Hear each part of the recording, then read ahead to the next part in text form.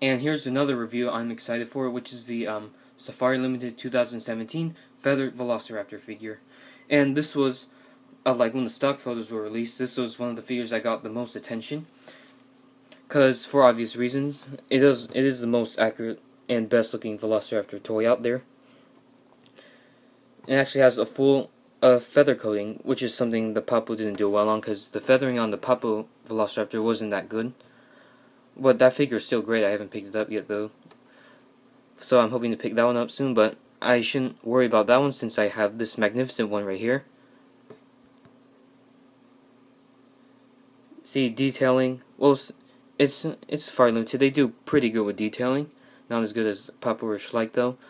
See, the feather detailing here, the sculptor really does know how to sculpt feathers. I believe the sculptor of this guy was a guy named Doug Watson, I believe. See, the tail fan here is actually correct, something the Papo Feathered Velociraptor and the Schleich Utahraptor lacks. See, there's white dots around on the tail fan, and then on the arm feathers too.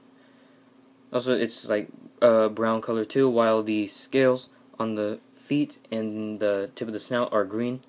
The main color is basically orange with some gray applications going all around it. And then a white underbelly. And this is a really light figure too. And of course, despite his wings, he can't fly. Unfortunately, this Velociraptor can't fly. And nor it was capable of gliding either. And it is not really a tripod. It stands on basically 4 digits.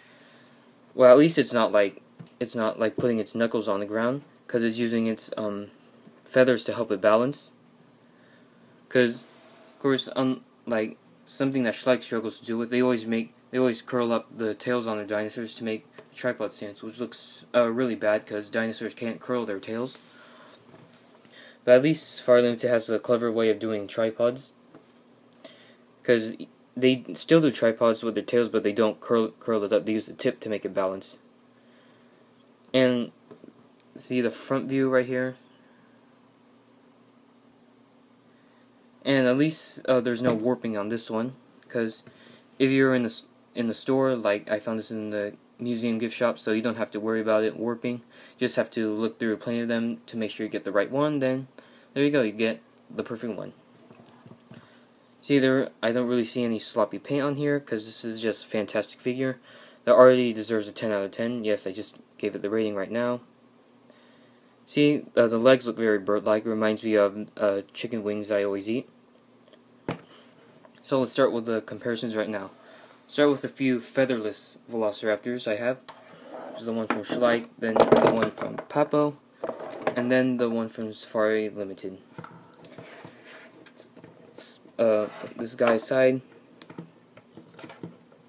Yes, the public, as for the public, this is how they see Velociraptors when it really looked like this in real life. So yeah, Jurassic Park basically just influenced everyone's minds to show that Velociraptors were featherless. But of course, that most people they probably wouldn't bother to do research, because I don't know, but they'll find out eventually.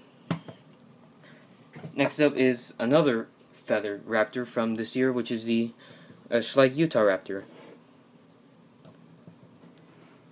See, of course, this one is like still not really that accurate, but somewhat accurate. See, the arms are not pronated. It actually has some feathers, which is surprising for Schleich to put on. But Schleich still wants to give that monstrous look of their raptors here. But I prefer the coloration of the Utahraptor, but overall, this is the better feathered raptor figure. Next up, we have the Coelophysis, which has a similar paint job, but it's out of scale because Coelophysis was bigger than Velociraptor in reality. Last up, we have none other than the King T-Rex. See, they're not really in scale because this is more like the size of a Utahraptor. Because, like, Velociraptor was, like, only a few feet longer than the head of a T-Rex.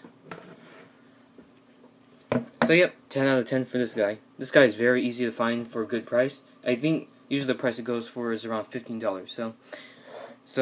Well, most of you collectors already have this figure by now. So leave a comment, like, subscribe, and I'll see you in the next review.